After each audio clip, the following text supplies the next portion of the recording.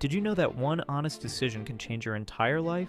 Here's what happened to Mike, a struggling auto mechanic. When elderly Mrs. Johnson brought her car for a second opinion after being quoted $3,000 for transmission replacement, Mike discovered something shocking. The car only needed an $80 sensor, a 15-minute fix.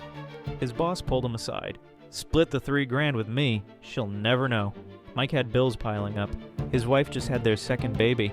The shop had monthly quotas to meet. $3,000 would solve everything.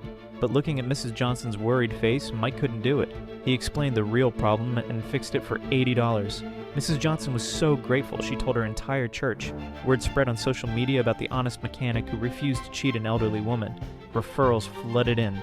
The shop became the most trusted in town. 2 years later, Mike opened his own repair business. Sometimes doing the right thing costs you in the moment, but pays you back for a lifetime.